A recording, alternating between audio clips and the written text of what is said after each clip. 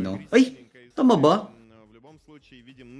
Ay, hindi. Dun lang pala sa draft yon. Pero kay Nino pa rin mapupunta yung Sora na yan. So, I'm slightly panning dito sa side ng sa side ng Virtus Pro. But, again, knowing Alter Ego, isa rin naman talaga sila sa mga top caliber teams. First placer pa sila nung last Emerald Championship natin. So, baka hindi din basta-basta yung ipapakita sa atin ng Alter Ego. Yes sir, and mukhang eto na nga, tamang tansyahan lang muna itong magkabilang team natin. Medyo yung poke dito, no, ramdam na ramdam. With this sushi na gamit-gamit ni Dalvin, nararamdaman kagad ni Bober mula sa side ng Virtus Pro. Pero kalmado pa ang Land of Dawn, paring Sony, tamang tiyempo lang muna sila dito. Tapos ito pa, men. 1 minute mark, grabe yung aggressiveness nila Bober. Well, kilala si Bober sa pagiging aggressive talaga. Yep. Na mga players, no. Isa din siya talaga sa mga heroes ng MCC region na sobrang sobrang hindi mo makakalimutan. Plus, speaking of na hindi makakalimutan, parang grabe lang din yung aggressiveness ng mga team Alter Ego dito, na to the point na finlikeran pa si Boberman, noon nila kagustong i-force out yung flicker. Sobrang init nun. Maagang bakbakan para sa ating dalawang kupunan. Kamunti ka na doon, men. Etong si Marl, the jungler of Virtus Pro. Pero ang magandang balita dyan, napaggamit nila ng dalawang flicker etong mga members coming from the side of Alter Ego. Wala nang flicker si Dalvin, wala nang flicker si Alexander, pero wala rin namang flicker si Bober. And within 15 seconds, magkakaroon tayo ng first turtle of the game.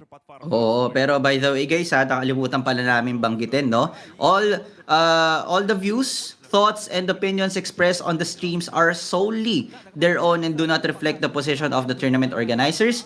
Under no circumstances may the caster claim that they represent or act on behalf of Cyber Hero. So kayo na lang po ang umintindi nun kasi medyo medyo Tagalogis eh. Pero yun nga, Tamang English yun, pre. oo, mahabang English yun. Hindi na natin kailangan pang basahin yan kasi ang pinakababasahin natin is sino na mga First Blood. There's gonna be Bober. Susunod pa yata si Marl na hindi na nakatakas dun sa setup ng Alter Ego. Sabay rekta na sila on towards his first turtle of the game.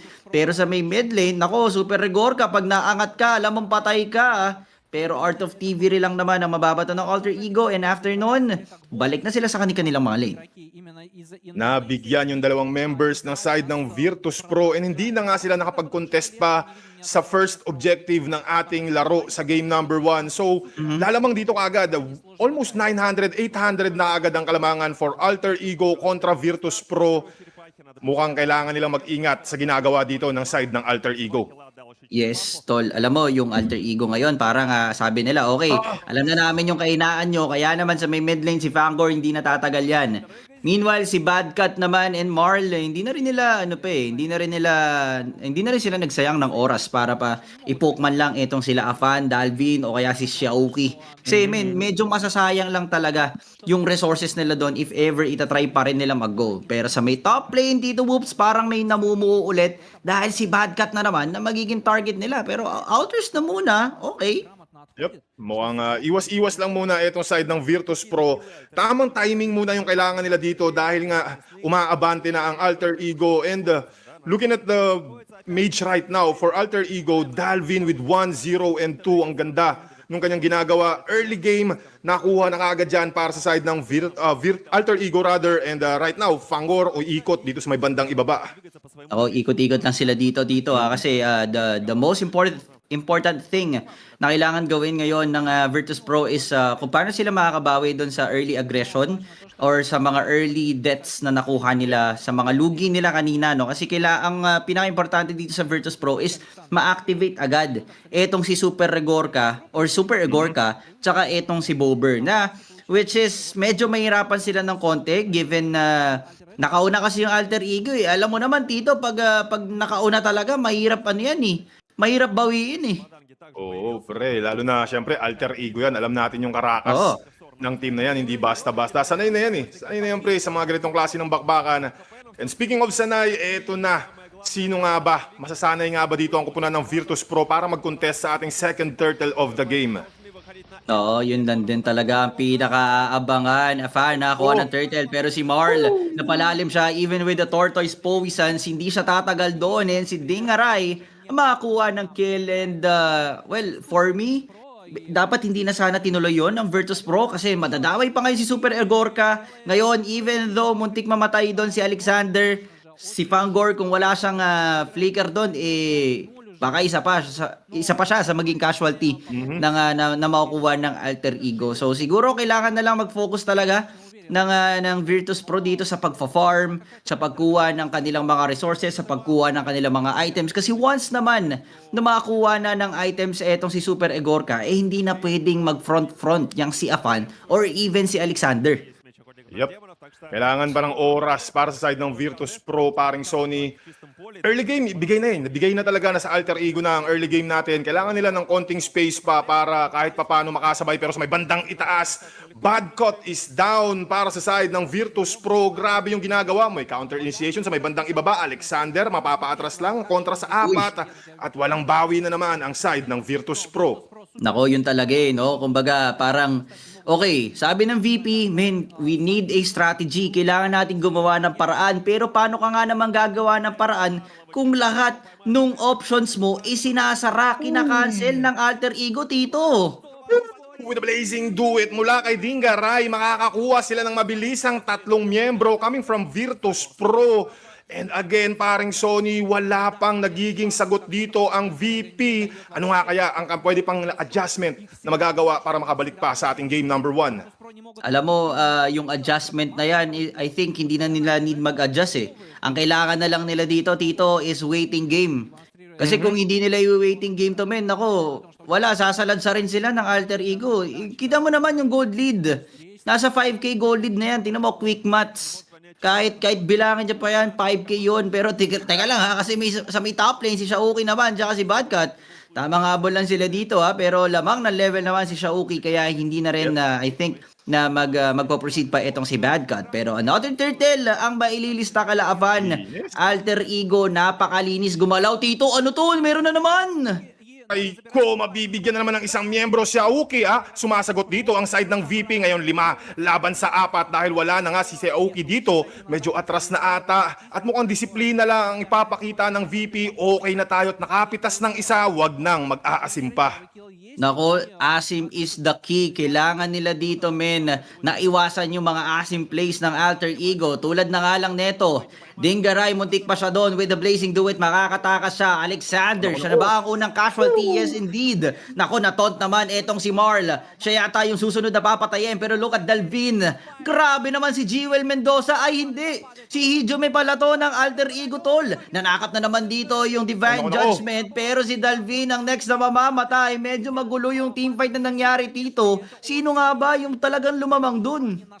Magulo talaga yung nangyari pero Virtus Pro nakahanap na nila yung tempo na kanina pang gustong mangyari and kahit papano etong si Badcut nahanap niya yung pwesto para makuha si Dalvin and kung lalamang lang Virtus Pro nakuha nila yon at bababa ang gold lead ng Alter Ego into 4K. Nako, 4K nga. Kitang-kita natin yun, men. Malinaw na kayang sumabay ng Virtus Pro dito against the team of Alter Ego. Sa ngayon kasi, okay, tingnan muna natin yung instant replay kung paano nga ba nangyari yon. Medyo lumalim si Alexander, hindi niya na-anticipate yung 4-man gank na ginawa sa kanya doon sa may top lane. Habang nandun naman si Hijome and si Afan, hindi pa din naman kasi magiging enough because of the in and outs na ginawa dito ng mga members ng Virtus Pro. And even though naging ganon yung kainatnan ng ating team fight doon, kaya naman nakabawi yung VP, parang sa positioning sa mapa, lamang pa rin yung Alter Ego. But the Crimson Beacon nagamit agad dyan ni Jumitol, kaso papasok yata si Afan with the retribution dito. Medyo crazy nights ang makaganapan. Di ba yung judgment? Hinila yung isang miyembro mula sa side ng Alter Ego. Ngayon palag pero may blazing duet sa may bandang likuran at si Super Rigorka ay tutumba. That is a 2-man down para sa side ng Virtus Pro at walang naging sagot doon ang VP kontra Alter Ego at Lord na ata ang mapupunta sa side ng Alter Ego. Kaya pa nga bang kumontest, paring Sony? Nako, mukhang wala yatang chance yung VP ngayon sa pagkuha ng Lord na to. Even kahit man lang i-Lord dance sila, wala mahirapan si Marl and kapag pinasok lang yan ni Marl, another casualties na naman yan para sa side ng VP. Kaya much better talaga na umuwi na lang muna sila dito, wag kumontes or even much better siguro na hindi nga sila masyadong lumabas ng mapa na antayin na lang nila yung mga minion wave flow na dumating, pwede sila mag-counter freeze pero sa top lane, sa mid lane dito, ito na naman. Ko si Boper babagsak na mula sa side ng Virtus Pro at hindi pa tapos etong side ng Alter Ego. They're going for the chase at under the turret dive mula sa kanila si Marl ngayon. Pidepensa sa bandang gitna, Fraser Sarat ibinigay at babagsak na si Marl. That is a 3-man down again para sa side ng Virtus Pro. Talagang Alter Ego gigil na dito, paring Sony. Nako, gigil na gigil. Same goes with Badcut and Dingaray. Hindi man lang siya naka-aray doon, tol. Hindi nilit agad. Wala nang aray hindi na naka-react Grabe yung burst ng Pangito doon and ito yung pinag-usapan natin kanina. Na kapag nakuha na ng Virtus Pro yung mga power spikes nila, baka kabahan na. Etong Alter Ego, baka pagpawisan na sila doon. Pero nako, delikado ka dyan, Badcat hindi ka pwede makipaglaro sa apoy knowing na Fred rin yan. Di mo kayang i-burst yan, tol. Ang magiging problema mo dyan is the more HP na meron etong si Apan, the more na mas masakit yung damage niya. So hindi mo talaga pwedeng basta-basta i-poke etong si Fred rin Pero all of this lahat naman to Tito magagawa ng paraan. Feeling ko kasi habang nangyayari itong lahat na to, nakakapag-farm naman si Super Egorka. Kaya nga lang medyo parang unfortunate si Marl doon kasi pagpasok niya, akala ko ba tol sabay tayo papasok pero iniwanan siya sa eroplano. Pre, hindi sinabay sa paglipad ng eroplano etong si Marl. Akala niya go time na nag-conceal sila, umabante, tapos naiwan siya sa gitna ng 5 kalaban at mamamatay dito ang jungler para sa side ng Virtus Pro. Nako, jungle. Ang kailangan pa naman ngayong palabas na yung next Lord of the Game. Though aabot naman siya. Kasi 50 seconds pa naman yan, pero kasi yung positioning yun talaga yun Yung vision na kaya niyang ibigay sana sa mga kampi niya, wala na yun men. At paglabas ng next Lord na to, Tito Whoop, feeling ko dun na yung pinaka magiging malaking kalbaryo ng Virtus Pro. Wala ng Holy Shields, plus medyo mahihirapan pa sila dito mag-defend kasi yung pang high ground nila, hindi nga masyadong pang high ground yung etong si Bober Hindi talaga, mahihirapan talaga kung depensa lang ang isasagot ng VP kontra Alter Ego. Wala silang innate na mga burst damage, AoE damage. Talagang si Bober lang yung aasahan nila dito. And hindi rin ganun kaganda yung wave clear ng isang Bober natin para sa game number 1. Nako, tingnan natin to kasi second Lord of the Game, lalabas na po yan sa ating mga screens. And in terms of positioning, Alter Ego pa rin naman ang may hawak na. Though, maganda yung ginagawa ni Badcat sa bottom lane, para kahit pa paano at least man lang ma-shove yung flow dyan sa may bandang ibaba and hindi sila mahirapan paglabas nitong Lord later on. Pero kasi, ang kagandahan naman sa ginawa ng Alter Ego dito is nilagpas nila ng 11 seconds. So, may time pa sila to rotate papuntang bot. May time pa sila na i-flow or i-freeze etong lane na to bago nila pagsabay-sabayin. Feeling ko dito, alam ko gusto mo yung mga ganong bagay no? Yung iniipon muna bago pagsasabay-sabayin.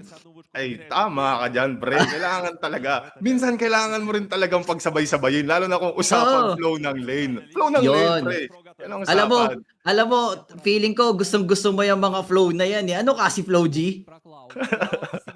Pambira talaga. Pero eto na nga, dagdag sa problema ng Virtus Pro, etong Lord na nagsisimula na magmarcha sa may bandang gitna. Tulad ng pinag-uusapan natin kanina, hindi ganun kaganda yung wave clear ng VP. And right now, mukhang sila pa ang uunahan. Nahila, etong si Marl, appraising strat, kumonekta sa may bandang likuran. Mukhang nagkakaangatan ng ganda ng setup mula kay Xiaoki. Mukhang mapuipuwersa dito, etong side ng Virtus Pro, pero may pag-ambak ginagawa. Naku, teka lang mapapaatras, hindi nakakayanin pa. Dalawa ang matitira sa side ng VP at mukhang pace lock na dito etong side ng Alter Ego as they take the game number 1 para sa ating best of 3 series. Grabe naman yung Alter Ego doon, tol. Nakita mo, sabi nila, okay, pagbibigyan namin kayo mid-game, pero the moment na makuha namin yung next Lord of the Game, hindi na namin kayo papalampasin. Ganun yung ginawa ng Alter Ego. Syempre tayo naman willing to abide naman sa kanilang mga rules, no? And syempre tayo partner with the AFK Masters Cup, especially itong Donatov.net X Cyber Hero. Gawa ng nakapag-partner na rin tayo sa kanila last year. So, ito na po.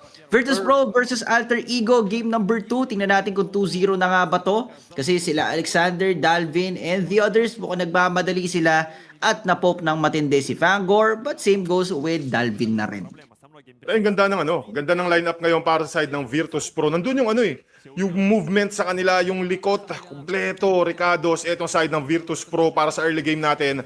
Kumbaga, pag nagpo-poke sila dito, hindi masyadong makasagot yung side ng Alter Ego kasi anlikot netong Matilda Airlines ni Fangor kasama etong si Bober.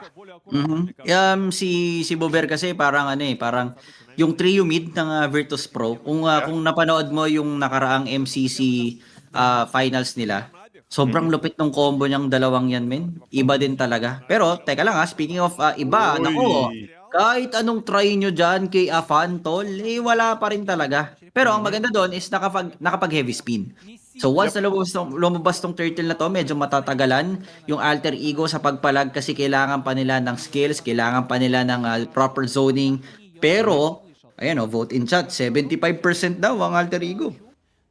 Uy, medyo mataas para ang porsyento para sa side ng Alter Ego. And dahil nga na-force na magamit yung heavy spin para dito kay Afan, bibigay na nila yung first turtle or first objective natin dito sa Virtus Pro. Mukhang babawi na lang sila sa second turtle ng ating laro.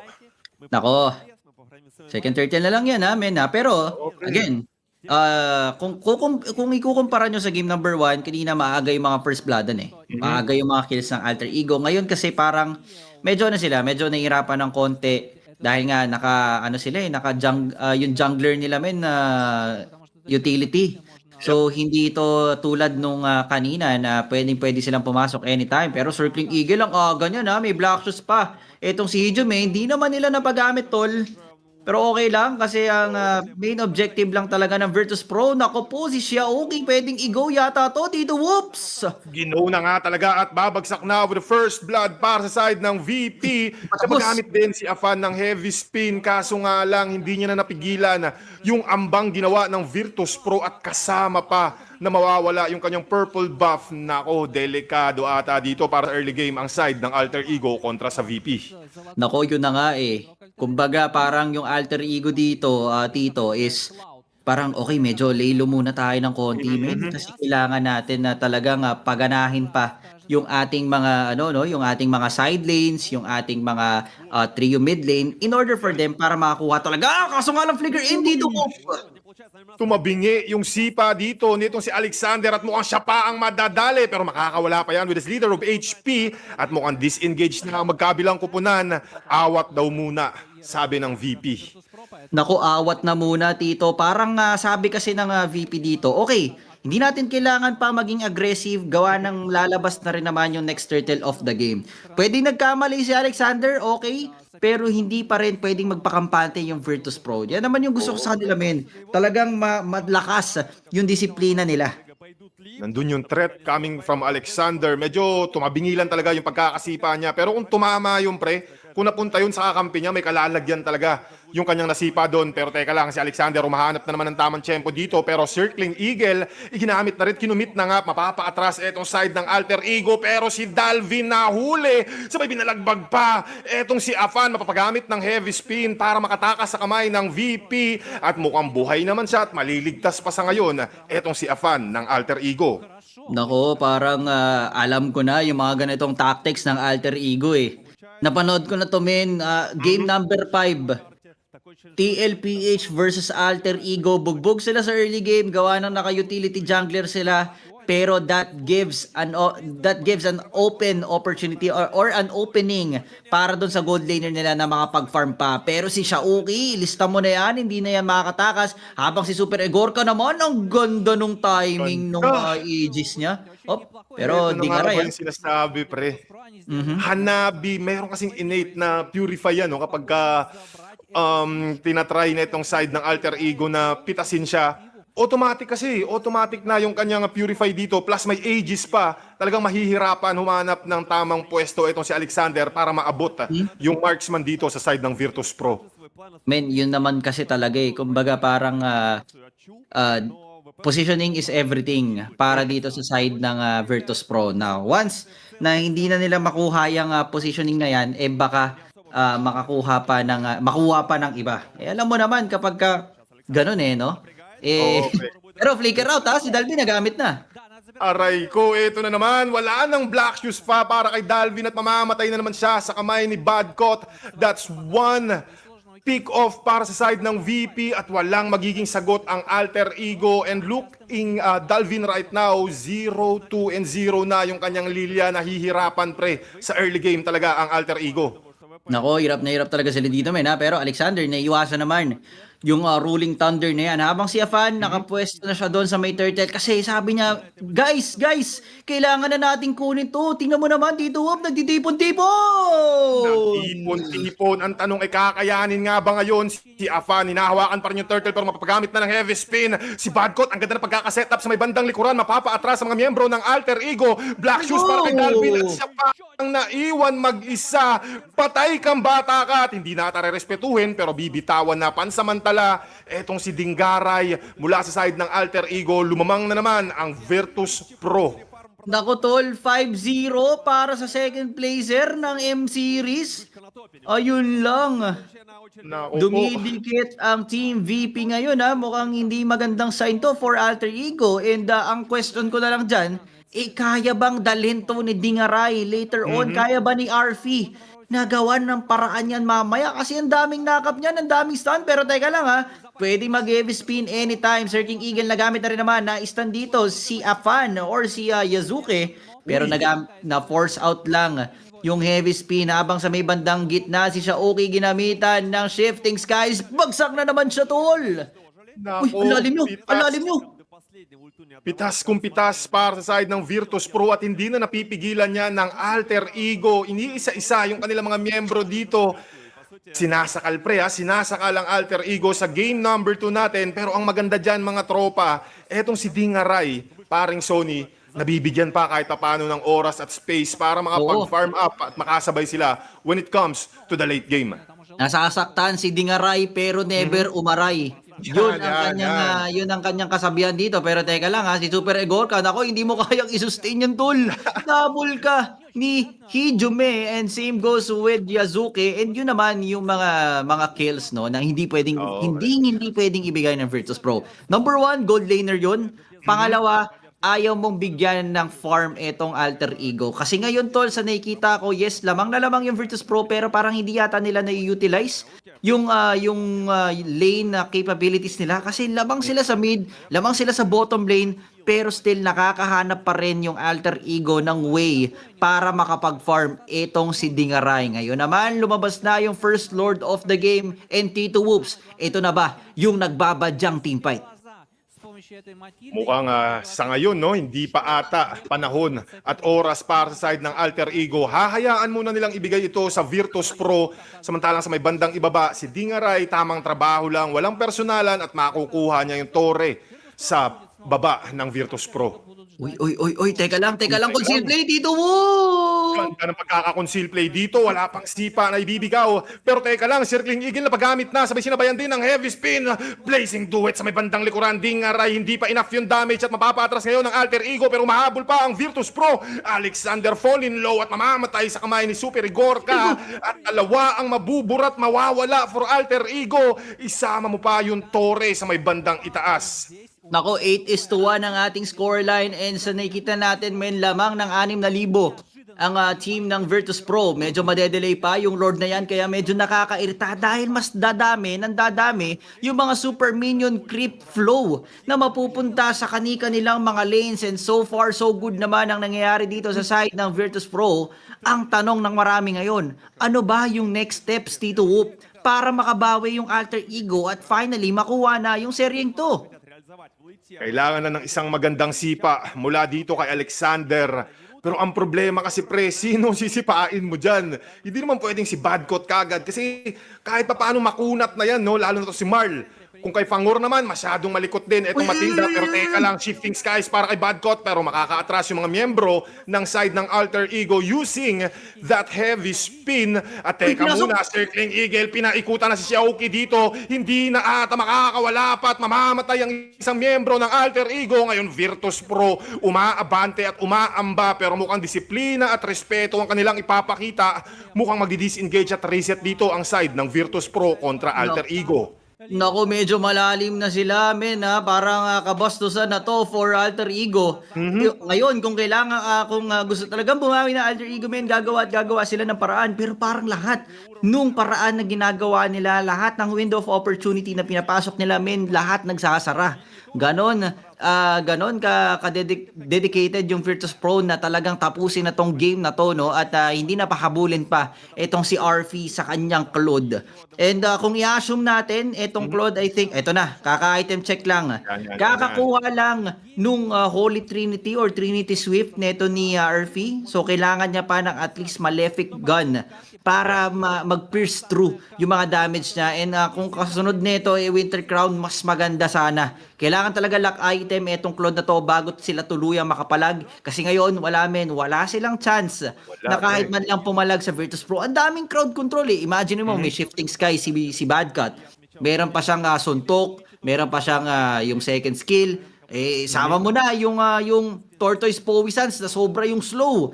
Kay Bober na talagang napapaangat ka ng Lantern plus si Fangor. Yung kanyang Circling Eagle, yung kanyang shield na naibibigay, na out-sustain nila yung Alter Ego. Kaya naman itong Lord na to, Matic, feeling ko hindi na ko-contest yung mga members ng Alter Ego. Ibibigay na lang nila to, men, at lalabanan nila sa mismong base nila. Depensa Marino ang kailangan ipakita ng Alter Ego dahil meron na namang Lord na kasama ang Virtus Pro. Pero teka lang, si Afan makakapitan pero mapagamit na kagad ng kanyang heavy spin para maligtas yung kanyang buhay sa kamay ng Virtus Pro. Ngayon pre, parating na yung Lord at walang heavy spin. Ano nga kaya ang dapat gawin ngayon ng side ng Alter Ego? Naku, kinlear agad nila yung bottom, yung mid lane. Hindi man lang nila inantay yung bottom lane para at least magsabay-sabay. Pero si Dalvin mapipilitan gumamit ng Black Shoes. Pero diversion play lang pala yun. Kaso parang napalayo yata siya doon. Shifting skies na naman. Tinamaan si Dingaray. Naku po, lock turret yata yung Virtus Pro at mukhang tatapusin kasi we're going into game number 3. Ibang klase ang pinakita ng side ng Virtus Pro kontra sa Alter Ego. Kung game number 1, talagang Alter Ego ang namayagpag, but this time game number 2, hindi sila pumayag na ganun-ganun lang yun at mapupunta pa tayo sa game number 3, paring Sony. Oo, pero dahil dyan, I think we're going into a quick break lang muna din para makapag-reset yung mga players. And by the way, this is AFK Masters Cup Season 1 na hatid sa atin ng Just ML.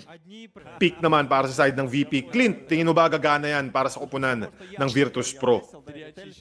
Yung Clint kasi very very high burst na hero. So, true damage pa. So, di mo alam kung kailan ka babarilin ang hero na yan. Pero ang kagandahan naman kasi kung magki-Clint yung Virtus Pro, yung early snowball, bigay mo na sa kanila yan. Pwede sila mag-early snowball. Pero ang problema niya dito, sobrang lambot kasi ng Clint pre. Pwede kang i-dive in nung Arlot anytime eh. Tapos, okay, sige sabihin natin naka-flicker si Super Egorka. Pero kasi, abot na abot pa rin naman. But look at Alter Ego right now. Having 3 Purify. Tol, naku, nakakairita yan. Kung ako Atlas nakakairita yan, tol. Makakaset up at makakaset up ka, pero ang tanong kung aangat ba, pre. Yun tatlong Purify para sa side ng AE, while si Fangor ngayon medyo alanganin yung kanyang buhay at forced to use that flicker within 1 minute pa lang sa ating game time. Samantalang sa may bot lane naman, mga kaibigan, nagkakasubukan lang naman itong sila Badcut siya okay. Pero tingnan natin kasi medyo for me, labang sa damage, labang sa poke etong si Pakito, pero kang may crewhan syempre Nino pa rin ako, tol. Kaso nga lang itong Red Rim Battle, ay, sino nakuha? Si Afan pa din, tol. Pero yung Kaso lang, flicker job ni Badcat ang tatapos sa buhay ng ni Dalvin at napa half HP pa doon na si Afan, pero good thing nun tol is nakakuha pa rin ng oo, purple pre. buff. Yun pa rin naman yun eh kasi yung mid laner okay lang mamatay yan eh. Pwedeng patayin yan anytime. Oh my god. Kumbaga, nakabawi pa. Itong napaganda pa no, para sa Alter Ego. Kasi kung hindi nila nakuha yung purple buff na itong si Marl, tapos namatay pa si Dalvin, malaking problema yon para sa kanila. And eto na, first turtle of the game. Mukhang magkakasayawan tayo at sabayan ata to, pre. Oo, sabayan talaga. Nako, yung timer, eto na. Para sa side ng Alter Ego, si Marl medyo malalim. Ginamitan naman dito ng RWM. Matamang manipulation na pero ang sakit lang talaga, tol. Nung full stack na Appraiser Rat. Though hindi naman niya nakotongan ng maayos at hindi naman din sumabog yung buhay doon ni Marl. Pero okay lang yun, enough na yun para maramdaman kahit papano yung Appraiser Rat na naiba to ni Afan. Now, rekta sila sa may turtle. This is gonna be the first turtle mga kaibigan ha. Level 5 dito si Badcat. And wala pa naman siyang flicker so hindi pa siya masyadong deadly ngayon. So ilista mo na. Yung first turtle of this game number 3 mapupunta yan sa side ng Alter Ego. Uncontestable turtle for the side of Alter Ego. And right now, mukhang papasok itong side ng Virtus Pro. Napagamit na ng Purify si Dalvin. Sabay maiipit sa may bandang gitna si Fangor. Although meron pa siyang flicker. Pero yung Blazing Duet mula kay Dingaray. Sabay konting normal hit ang tatapos sa buhay ni Fangor. At ito na nga ang magiging problema para dito sa kanyang Atlas. Dahil tatlo yung Purify mula sa side ng Alter Ego. Kada papasok siya hanggat may Purify itong members ng mga AE ay mahihirapan siyang humanap ng setup. Ako, setup is the king nga naman talaga, men, no? And ito na, men. Yung Alter Ego Buster. Kumbaga, sabi nila dito, okay, medyo makulit kayo nung game number 2. Pagbibigyan namin kayo this game number 3. Nako, kaso na-go na naman. Si Shaoki sana, kaso nga lang parang medyo narrow ata or choke position yata yung nilaban dito ng Virtus Pro. Pero ang gandang RWM. Ang ganda lang din naman ng Golden Ore. Pagpasok nila dito, mamamatay si Afan. Pero sino ang sagot? That's gonna be Fangor. Muntik pa si Dalvin. Si Marl dito natitira, men. Pero pwede siyang tusok-tusukin ni Shaoki. Pero hindi tumalab yung mga sword, yung mga final slashes, yung mga suntok. Pero still, tol, lamang pa rin yung Alter Ego pero humahabol ng matindi yung Virtus Pro. Yes, and naganda ng pick-off nila doon para kay Afan. Nakuha nila yung jungler mula sa side ng Alter Ego. And kahit papano no, napabagal nila yung pagpa-farm netong si Afan using that Fredrin. Ang ganda noon para sa side ng VP. And naibaba nga nila yung kalamangan ng 400 gold na lang para sa side ng Alter Ego. And within 10 seconds, magkakaroon na tayo ng second big objective sa ating game number 3. Nako, yung objective nga na yan ang magtatantos kung sino nga bang lalamang sa pagpasok ng ating mid-game.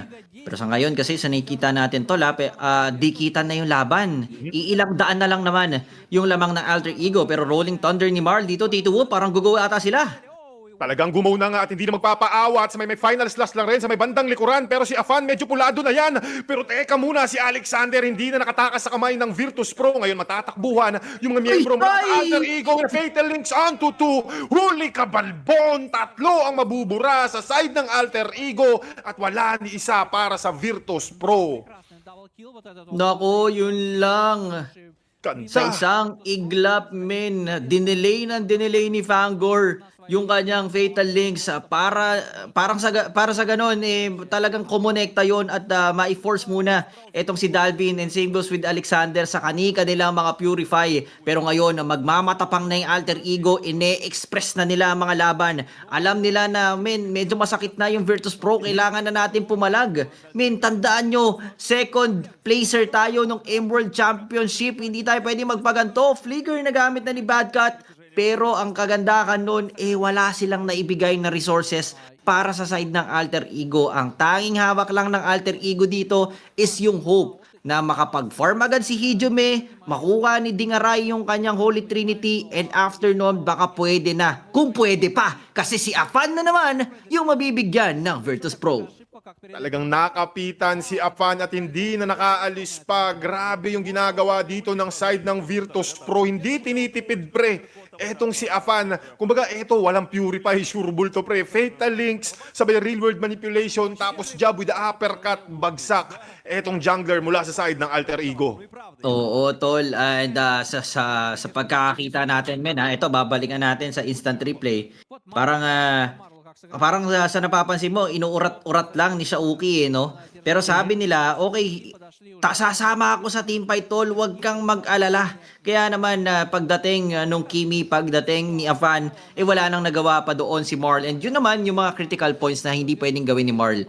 Especially na ang nakakasama or ang nakakuha ng kill is yung mga yung mga damage dealers pa ng Alter Ego. So yun yung mga dapat nilang pagkaiwasan. Pero sa ngayon, Team Virtus Pro, naghahanap na sila ng transition, naghahanap na sila ng taxes para sa side ng Team Alter Ego.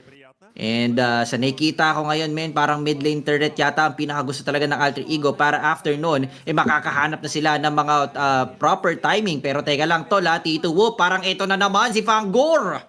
Fangor going in, wala pang fatal links, ayun, kumonekta na, pero golden hour ang isasagot dito nitong si Alexander. Bodcut is down mula sa side ng VP at wala pa silang sagot dito. Makakaligtas pa si Afan sa may bandang likuran, may final slash na bibitawan, kaso nga lang kapalit ng buhay ni Shauki, pero si Fangor din naman ay tutumba, and that is a 2-for-1 exchange sa magkabilang kupunan, at mukhang Turtle ay mapupunta sa kamay ng Alter Ego, paring Sony. Bakit ganun? Bakit walang damage si Hijumi? Kasi kanina pa niya binabanatan si Marl, and even though yung other members ng Virtus Pro, pero parang hindi man lang bumabakat yung damage niya. No problema ito para sa side ng Alter Ego. Nandun na yung golden hour nila, kaso nga lang medyo kinapos yung mga follow-up damage mula sa side ng Alter Ego, at ngayon naghahanap na naman ng gulo etong Virtus Pro. Mapapaatras ang mga miyembro mula sa side ng AE, at disengage din naman at reset ang gagawin ng VP. Nako, reset na. Men, kailangan nila mag-reset dito, no? Kasi parang even Alter Ego ngayon, nakakaramdam na sila ng mga hiccups din sa mismong match na to. Men, ang pinagtataka ko lang talaga, bakit kaya sobrang kulang nung damage nung Kimi ng Alter Ego? Kasi men, 8 minutes na, maintindihan natin na meron na yung, ngayon pa lang pala sa kukuha nung glowing one. Kaya pala sabi ko, bakit ganun? Bakit hindi bumabaon yung damage kay Marl or kahit sa kaninong member ng Virtus Pro? Kaya pala, tol, inuna niya dito yung Blood Wings para hindi siya ma-burst agad. Pero problema, nawalan nga siya ng damage doon sa nakaraang teamfight. Pero ngayon may dalawa ng items itong si Dalvin. Nakita mo naman, men, easily pick off lang etong si Bodcut. Lumalambot na yung mga members ng Virtus Pro. Si Fangor makakatakas naman gamit ang kanyang perfect match. Pero after nun, alis muna ang Virtus Pro, tol, kasi kailangan nilang magtipid. Kailangan nilang tipirin yung kanilang mga ultimates, spells, and syempre, kailangan nilang depensahan yung mga torre sa gitna and bottom lane, because this will serve as a as a primary vision para hindi sila malikuran sa parating na Lord Level 1. Parang siso nga ang nangyayari sa ating game number 3, palitan ng kalamangan, at ngayon ay Alter Ego na ang lumalamang, at dito mag-iiba ang usapan dahil kung sino makakakuha ng First Lord of the game natin ay maaaring lumaki ang kalamangan para sa side ng AE or ng VP. Nako, Tito, meron na naman kaganapan. Ayun na naman.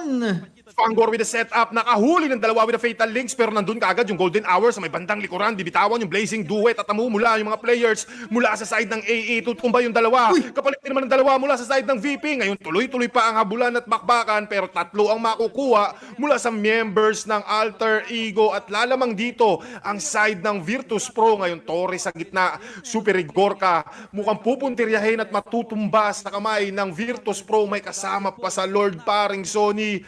Naku po. Ayun lang, tol. Medyo nagkamali yata. And tingnan natin yung instant replay. Maganda sana yung pagkaka-fatal links doon. Flicker, golden ore. Pero the moment na nag-blazing duet etong si Dingaray, parang nangaray yata yung mga sarili niyang kakampi. Plus, yung damage output niya kulang to sustain the damage ni Super Igorka. Grabe, hindi ko na alam kung ano yung mga nangyari doon. Hindi ko na rin alam kung sino yung talagang may dapat i-adjust sa gameplay na yon. Basta isa lang ang alam ko. Virtus Pro is on another level sa mga oras na to. Kita mo naman yung pinapunish nila, men. Hindi to birong team. Nako, nasayang naman yung Fatal Links and with the RWM, pero may final slash naman ding nagamit on the side of Alter Ego. So very defensive, no? Made-defensive foul muna ang Virtus Pro. Kailangan nilang bumalik sa kanilang perimeter. Tapos Alter Ego ngayon, men. Ewan ko kung magtutuloy-tuloy to. Basta ang sinasabi ko lang, men, sobrang ganda ng nilalaro ng Virtus Pro. Yes, indeed. Virtus Pro. Sila yung nagdidikta nung ating game number 3. Na kumbaga nasa kanila yung bola, pre. Sila yung nagiging aggressor dito kontra Alter Ego. Alter Ego naman hindi pa nakakahanap ng magandang tempo dito para sa side ng Virtus Pro. Xiaoki or si Nino, pre, hindi pa natin nakikita yung kanyang mga final slash initiation na pwedeng ibigay, while etong si Fangor medyo nagiging problema na sa side ng Virtus Pro. Nako, siya na talaga yung pinaka-problema, tol. Pero tingnan natin, 1 minuto para sa Alter Ego. Tingnan natin kung insulto yan ng Virtus Pro. Yan na lang kasi yung mga dapat pagkaabangan natin, men, eh. Big objectives na lang. After nun, go na. And kailangan din dito maging maganda yung bigayan. Pero speaking of bigayan, mukhang magkakabigayan na. Si Marl papasok sa may bandang gitna at mapapaatras using that tortoise Pusans. Pero sa may bandang likuran, RWM kumonekta sa may blazing duet sa likuran. Dingaray papasok yan at aaray yung mga members mula sa side ng Virtus Pro. Pero walang mamamatay sa dami ng nangyari. At sa dami kong sinabi, reset lang ang magkabilang kupunan. Ako, kung akala mo, tol, kung akala mo kahit maraming nangyari, maraming magiging resulta, hindi. Maraming nagkaambahan pero wala namang natuloy. Parang ano lang yan parang crush mong mixed signals, tol. Ang daming sinabi pero hindi naman, ay, bawal pala sabihin yung sunod. Parang ano lang, pre, parang ano lang, parang outing lang na hindi na tutuloy-tuloy. Puro amba. Oo, puro amba, tol. Pero flicker na gamit na ni Bober, Tito. Pa si Fangor naman ang binibigyan. Pwede ba to? Aray ko po. Ayun na nga ang sinasabi nating final slash mula kay Xiaoki. Nakuha na yung problema na si Fangor. At ngayon, tutuloy-tuloy pa ata, sumasayaw. Etong si Xiaoki, pero mukhang disengage na sila. Nakakuha na ng isa. Tama na muna yan. Focus tayo sa Lord.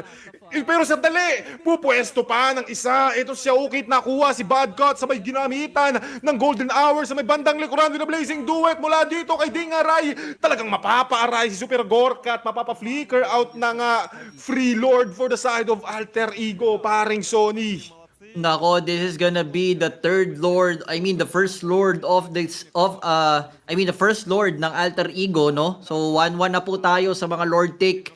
And ang kailangan ngayon ng Virtus Pro is talagang paganahin na yung kanilang mga layering of skills. Kasi sa ngayon, men, masyadong halata yung play ni Fangor. Masyadong halata na siya yung mauuna. Kung hindi man siya yung mauna, men, si Marl. Kaya naman, every time na magda-dive in itong si Marl, binibigyan na agad siya ng Alter Ego. Because that will provoke yung Fatal Links in an instant. And kapag wala ng Fatal Links, wala nang cause, no, or wala nang dahilan para mag-hesitate pa yung Alter Ego sa pagpasok. Nako, si Badcut, bad play ata yun para kay Afan. Tito Whoop, low HP na siya dito na Fatal Links pa. Ayun, ako.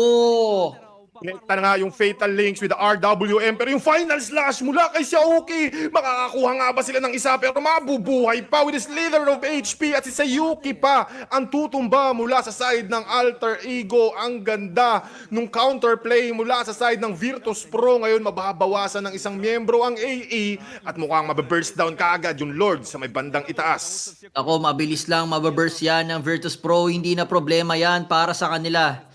Pero teka lang, hahabol ata si Fangor, men. Ang gusto niya dito si Afan. Pero oops, sabi nila, okay, kalma na, nakakuha na tayo ng kill. Big kill na si Xiaoki. After nun, reset na muna tayo and balik tayo sa regular programming. Habang si Alexander or etong basta yung si Alexander, nakalimutan ko yung roamer na pangalan ng Alter Ego, men.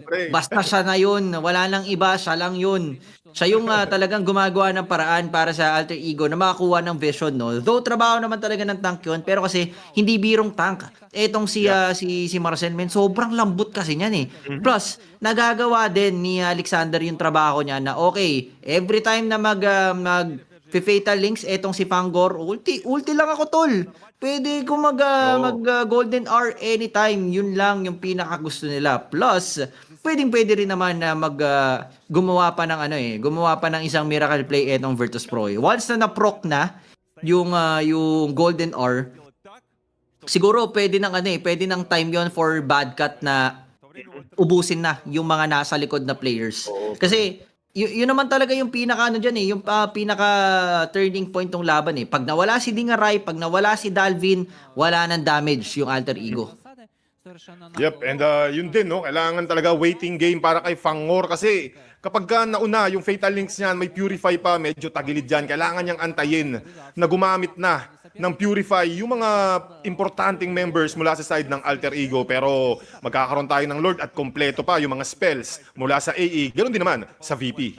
Nako, i-hit ba nila to pagkatapos ng 18 minutes? Yun yata yung pinakasagot. Pero si Afan, nakasalubong ng dalawa. Fatal links na naman siya dito. Kaso nga lang, walang follow-up from the members of Virtus Pro. And alam ng Alter Ego yan na pwede tayo mag-go. Golden Ore. Dinamaan yung dalawa. RWM sa likuran para ma-stop yung carnage na ginagawa dito ng Alter Ego. Sabay si Marl naman. Sabi niya, okay, si Shauki na lang. Pwede nating i-go. Flicker na gamit na rin. Kailangan nila tumakas, men. Si Dingaray nangangaray doon sa bullets na binabato ni Super Igorga, hindi pala binabato, men, binabarel. Samantalang yung top lane naman ng Alter Ego napakaganda ng pagkaka-flow. Men, sunod-sunod lang yung mga bars niya, parang walang walang dead air, walang kahit hindi ko na alam, basta merong blazing duet dito, whoop! Blazing duet ibinigay ni Dingaray at napaaray etong si Fangor at mukhang babagsak na sa kamay ng Alter Ego. That is a one-man down. Ngayon sasagot naman etong Virtus Pro pero wala silang mahanap at mapatay. At si Xiaoki nakakuha sa may bandang likuran ng isa. That is a two-man down para sa side ng VP. At ngayon kakamot sa ulo ang Virtus Pro dahil makukuha na naman ng Alter Ego ang Lord.